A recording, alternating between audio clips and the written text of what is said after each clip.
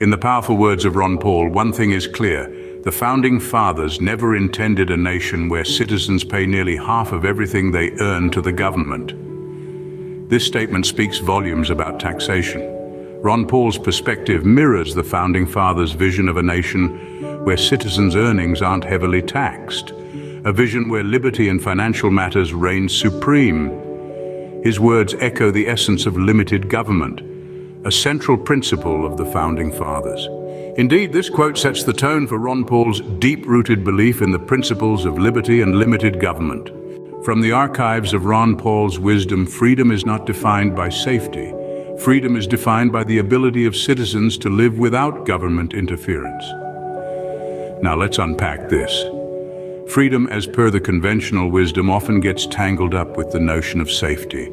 But Paul, in his insightful wisdom, breaks away from this traditional view. He implores us to consider freedom as the ability to be left alone, to live our lives without undue government intrusion. In our modern society, we often find ourselves walking a tightrope between liberty and security.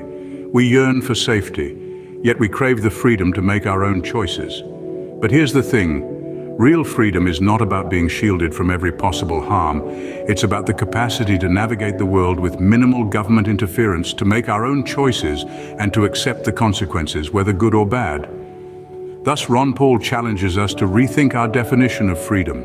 Reflecting on conflicts, Ron Paul once said, "Setting a good example is a far better way to spread ideals than through force of arms." This sentiment speaks volumes about his perspective on war. It's clear that Paul strongly advocates for peaceful means of influence over the cacophony of combat. He sees the battlefield not as a place of honor, but as a tragic stage where human potential gets lost in the smoke of artillery. For him, the true strength of a nation is not measured by its military might, but by the ideals it upholds and the example it sets. He champions the principle of leading with moral integrity, believing that it can inspire change more effectively than any weapon.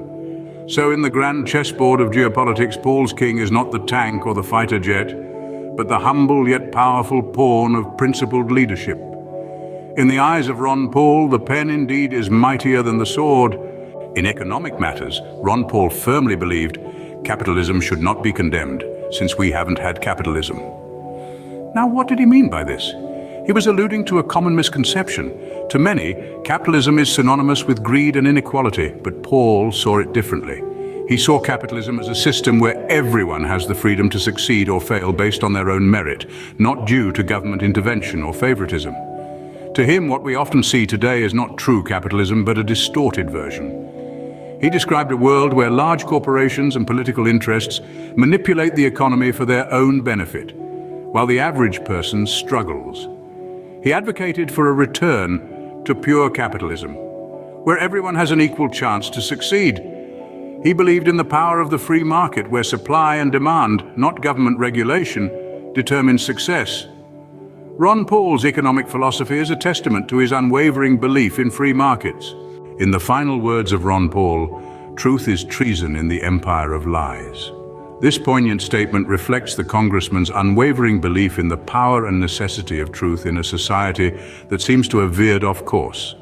The empire of lies he refers to is not merely a critique of a particular government or institution, but rather a condemnation of a culture that has strayed from the principles of honesty and transparency. Paul's remark is a call to action. It implores us to challenge the status quo, to question the narratives that are fed to us, and to seek the truth, no matter how uncomfortable it may be. His words remind us that truth is not just a virtue, but a cornerstone of liberty. Without truth, we risk falling into the trap of complacency, of blind acceptance, and of surrendering our freedoms. The Congressman's message is as relevant today as it was when he first voiced it. In an era where misinformation can spread like wildfire, his words serve as a beacon, guiding us towards a society that values truth, champions transparency, and upholds liberty. His critique is not just a reflection on our society's shortcomings, but an invitation to strive for a world where truth is not treason, but the norm.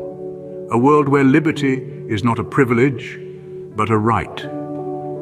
Ron Paul's words resonate as a rallying cry for truth and liberty in our modern world.